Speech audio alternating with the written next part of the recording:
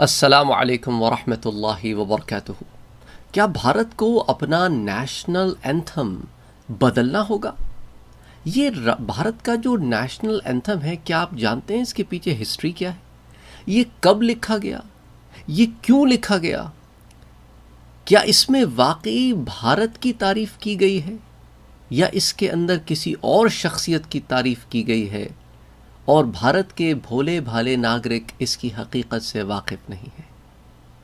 रविंद्रनाथ टैगोर के कलम से लिखा हुआ ये गीत पहली दफ़ा जब गाया गया, पहली दफ़ा जब कंपोज़ हुआ, इसकी तारीख़ क्या है, इसके मानी क्या हैं, ये अल्फाज किसकी तरफ इशारा करते हैं, इन तमाम तफसीलात को आइए तारीख़ के आईने में देखते हैं।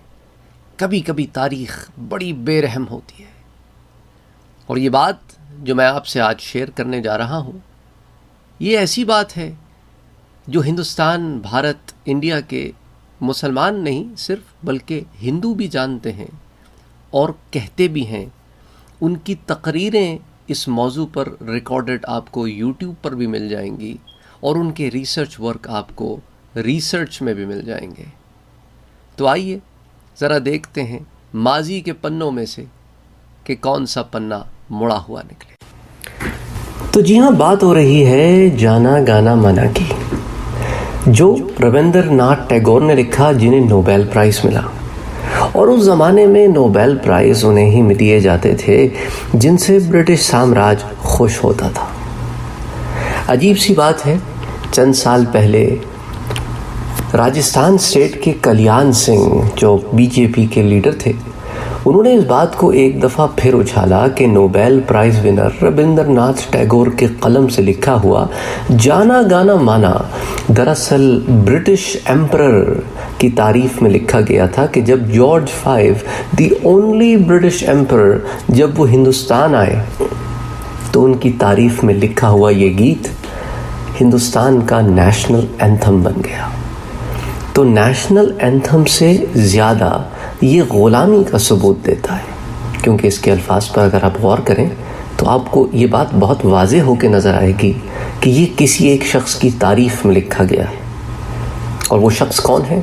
वो जॉर्ज V है, the British king emperor, the only British king and emperor who travel to India. और इस क्लेम में वो अकेले नहीं है, कल्याण सिंह जी। मिस्टर कातजू, उन्होंने कुछ, आपको इस बारे में अगर आपको पता हो, ये फॉर्मर सुप्रीम कोर्ट के जज हैं मरकांडी कातजू, उन्होंने भी इस पर लिखा है कि नेशनल एंथम जो 1950 में कंपोज्ड हुआ था, मतलब 1950 में इंडिया का नेशनल एंथम बना था, ये कंपोज्ड हुआ था और गाया गया था George V, the British king की तारीफ़ में। और इसके ऊपर उन्होंने फिर एविडेंसेस वगैरह भी जमा किए हैं कि 1911 में पहली दफ़ा ये कंपोज किया गया, सिंग किया गया। इसके अल्फाज पर गौर करते हैं, फिर मामला ज़रा आपके सामने और वाज़े हो जाएगा कि टैगोर साहब ने, ये दिसंबर 11, 1911 की बात है, जाना गाना माना अधिनायक जया है, भारत भाग्य विधाता। यानी कि एक रूलर से कहा जा रहा है कि तुम रूलर हो लोगों के दिमागों के, माइंड्स ऑफ ऑल पीपल। ये ट्रांसलेशन भी मौजूद है, ये मैंने नहीं बनाई। ये ट्रांसलेशन जो है जेम्स H. कज़न ने, जो आयरिश थे, उन्होंने इसकी ट्रांसलेशन लिखी है। और इसके musical notations for the English version जो है, ताकि इसको कंपोज किया जा सके, वो मार्गरेट, उसने इसे कंपोज किया है। तो उसके अल्फाज हैं, thou art the ruler of the minds of all people, dispenser of India's destiny. और उसके आगे सारे इलाकों के इंडिया के नाम जो लिए जा रहे हैं, उसके पीछे यही रीज़न है कि तुम बादशाह हो, तुम इंडिया के भाग्य लिखने वाले हो। और उसके बाद इंडिया के तमाम इलाकों का जिक्र है, पंजाब, सिंध, गुजरात, मराठा, उड़ीसा, बंगाल, हिमालय, मुख्तलिफ जगहों का नाम है। उसके बाद the prey for thy blessings and sings Dai praise, the salvation of all people is in Dai hand. ये किससे खिताब हो रहा है? किसके लिए दुआएं मांगी जा रही हैं? किससे कहा जा रहा है कि तुम्हारे हाथ में सारा कुछ है, हिंदुस्तान का destiny, victory victory victory to thee, तुम्हारे लिए हो ना, तुम्हारे लिए जय हो, तुम्हारे लिए जय हो, तुम्हारे लिए जय हो। अब ये जय किसके लिए हो? ये आपके ब्रिटिश साम्राज्य। तो ब्रिटिश साम्राज्य की मोहब्बत में लिखा हुआ ये नगमा कैसे अक्कासी कर सकता है किसी मुल्क की जो गुलामी से आज़ाद हुआ हो? ये तो गुलामी का नगमा है। इसीलिए बास लोग जो है इसको यूँ रिप्रेजेंट करते हैं कि ये हमारी भावनाओं को रिप्रेजेंट नहीं करता।